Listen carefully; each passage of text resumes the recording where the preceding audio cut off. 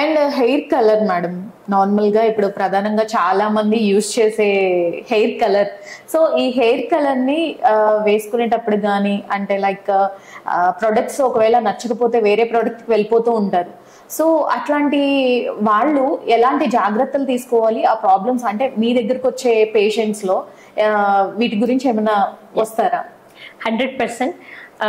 First of all hair colour అనగానే మన ఇంట్లో వాళ్ళు కానీ మన బంధువులు కానీ ఎవరో ఒకరు అడ్వైస్ చేస్తారు ఏం వాడుకోవాలి అనేసి. వాళ్ళు చెప్పిన హెయిర్ కలర్ ఫస్ట్ స్టార్ట్ చేస్తారు. And of course Indian women మనం అందరము బేసిక్ గా we start with henna, which is a natural hair colour అనుకోండి. కొంచెం గ్రే హెయిర్ వచ్చేసరికి అది రెడ్ అయినప్పుడు we want to shift to something which can మనకు బ్లాక్ కలర్ ఏది ఇస్తుందో దానికి మూవ్ అవుదామని అనుకుంటాము.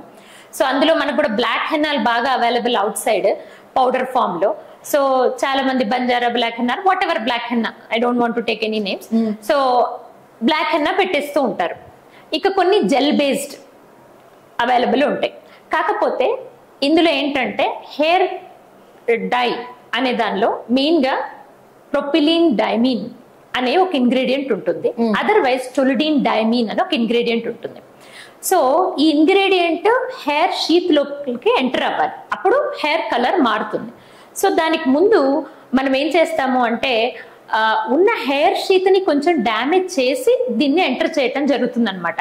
సో ఆ విధంగా కొన్ని వాటిల్లో ఫస్ట్ ఉన్న షీత్ ని రిమూవ్ చేసేటువంటి products are very harmful. So వాటి వల్ల ఏమైతుంది, మొత్తం హెయిర్ డ్యామేజ్, రఫ్ గా అయిపోవడము, బ్రేకేజ్ అవ్వడము జరుగుతుంది. కాబట్టి మనం చూస్ చేసుకునేటప్పుడు ఏం చూస్ చేసుకోవాలి అని అంటే ప్రయర్ వాడేటువంటి ప్రిపరేటరీ లోషన్ ఏదైతే ఉంటుందో అది కొంచెం గ్లిజరిన్ బేస్డ్ అయి ఉండాలి, పెరాక్సైడ్ బేస్డ్ అయి ఉండకూడదు. ఇలాంటి కేర్ తీసుకోవాలి.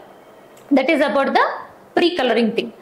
అఫ్ కోర్స్ మనం రెండు మిక్స్ చేసి వాడతాము. ప్రీ కలరింగ్ థింగ్ ఇది.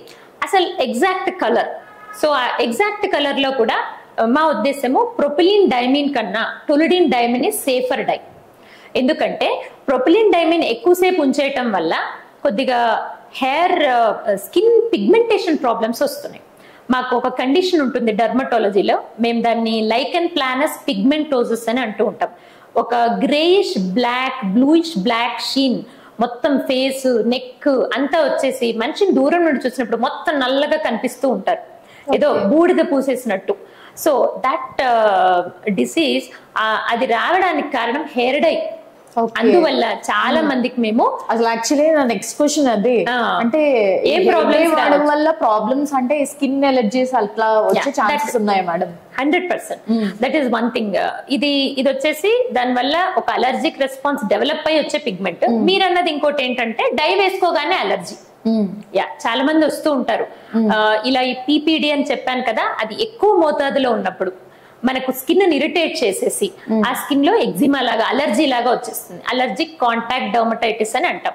సో అంతా నీరు కారిపోతూ సెకండరీగా ఇన్ఫెక్ట్ అయిపోయి నాట్ ఓన్లీ హెయిర్ లోనే కాదు, అది డిసెమినేషన్ అంటాం, బాడీలో కూడా హ్యాండ్స్ మీద, చేతుల మీద అలర్జీ అనేది స్ప్రెడ్ అయ్యే ఛాన్స్ ఉంటుంది.